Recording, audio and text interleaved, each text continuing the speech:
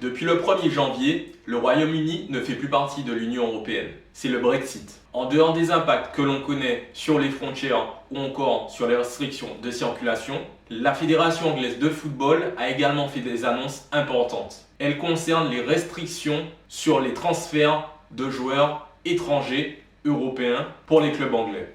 Ces annonces sont passées inaperçues et pourtant elles ont un impact fort sur les clubs de Ligue 1 mais également sur les joueurs français. Alors faisons le point et comprenons pourquoi Nicolas Anelka, N'Golo Kanté ou encore Paul Pogba n'auraient pas pu être transférés dans le championnat anglais. C'est votre gars sur Polo pour Zone Mixte.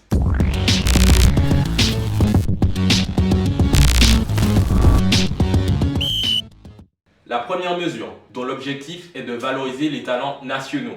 Les clubs anglais ne pourront plus recruter plus de 6 joueurs étrangers par saison.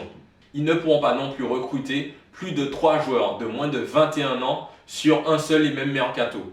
Enfin, et c'est le plus important, les clubs anglais ne pourront plus du tout recruter de joueurs mineurs. Les recrutements de joueurs de moins de 18 ans est dorénavant interdit. Pour rappel, Paul Pogba, joueur du Havre, a été recruté par Manchester United alors qu'il n'avait que 16 ans.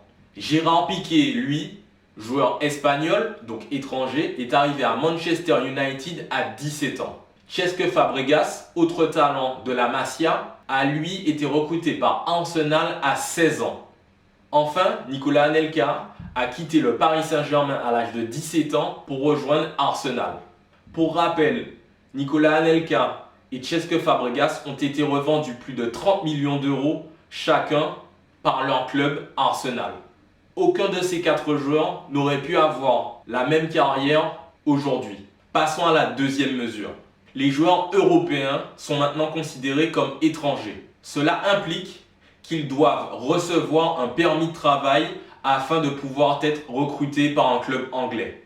Ce permis est délivré via un système par points. Il est calculé avec le nombre de sélections internationales, le nombre de minutes jouées avec son club, enfin le niveau de la ligue ou du championnat dans lequel ce joueur évolue. Alors concrètement, qu'est-ce que cela veut dire?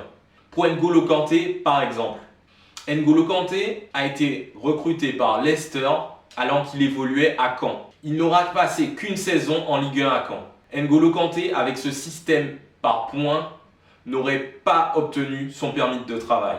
Il n'aurait donc pas pu être recruté par Leicester. Riyad Mahrez, lui, également recruté par Leicester, a évolué au Havre. En venant de la Ligue 2, Riyad Mahrez n'aurait certainement pas pu obtenir son permis de travail. Alors, vous l'aurez compris, avec ces nouvelles annonces, le titre de Leicester de 2016 n'aurait certainement pas pu être possible.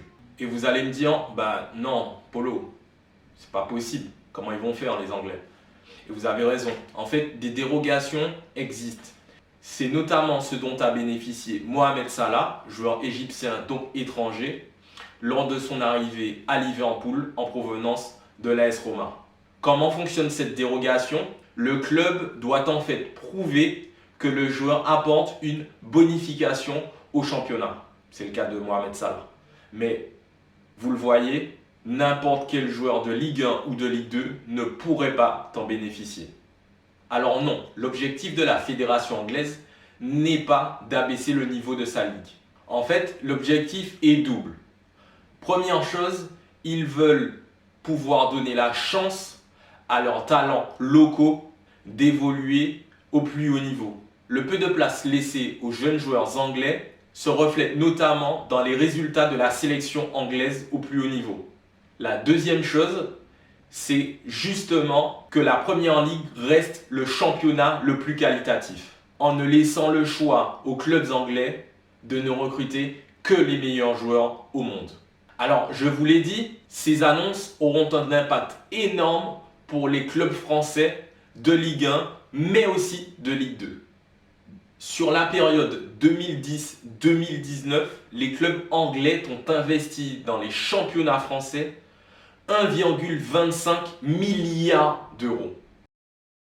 Et vous n'êtes pas censé savoir que les clubs français se servent de la manne financière des transferts afin de combler leur déficit et pouvoir sauvegarder les emplois et le niveau de leur club. Alors, selon vous, est-ce que la Première Ligue va perdre son niveau, perdre sa position de premier championnat européen? Est-ce que selon vous, cela permettra aux clubs français de garder leurs meilleurs joueurs?